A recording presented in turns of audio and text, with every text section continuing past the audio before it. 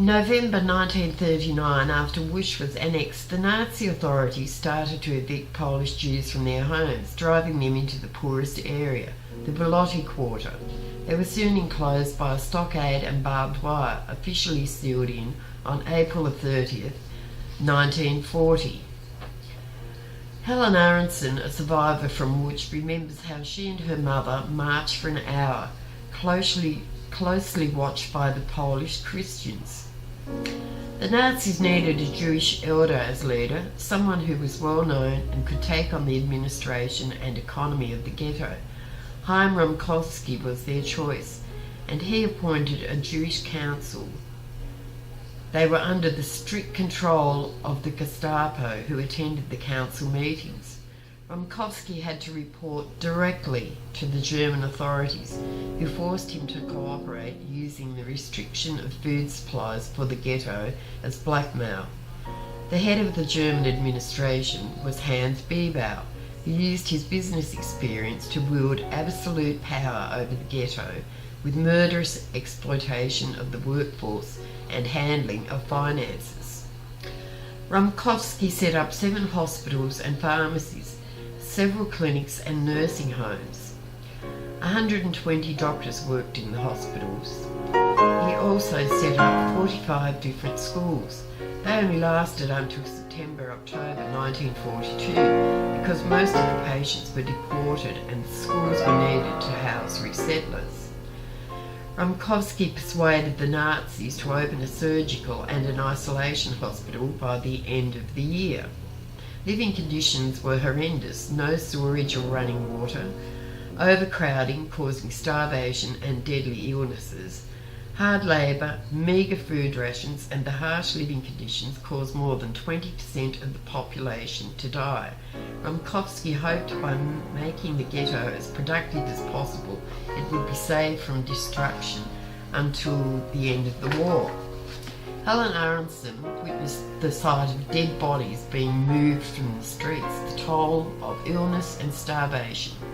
She and her family knew Rumkowski. He was kind to her and they believed he did everything he could for the people. Rumkowski and his fellow council members were blamed for the lack of food because they were in charge of rationing. This caused strikes and demonstrations, so he had to use a bodyguard when he attended them to speak. An excerpt from the Ghetto Chronicle in April 1944 has the writer witnessing the terrible desperation for food by a group of small boys digging up putrid potatoes from the garbage with small sticks and spades, checking them carefully before placing them in their bowls and small sacks. And he is wondering, how can this be? Expressing horror, shame and disgrace.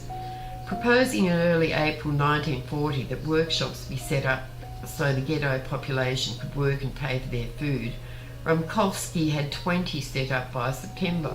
Orders came in from outside firms and the German government, utilising the skilled tailors, shoemakers, carpenters, metal workers, weavers, upholsterers and tanners. Rumkowski used his favourite motto in all of his speeches: "Our only path to survival is through work."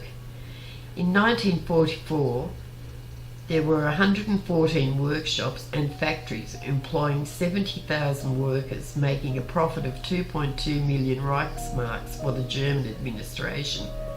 In December 1941, the first deportees, 5,000 gypsies, were sent to Chelmno death camp. By the end of January 1942, 55,000 had been sent. In September 1942, the sick were the first targeted, and then Rumkowski gave his famous "Give me your children and elderly to save the rest" speech. The SS eventually rounded them up, 20,000 altogether. As Isaiah Trunk commented, if the Russians had not stopped when they reached Warsaw in August 1944, 75,000 Jews would have been saved instead of 7,000. Rumkowski was trying to be a good leader, doing whatever he could in terrible circumstances.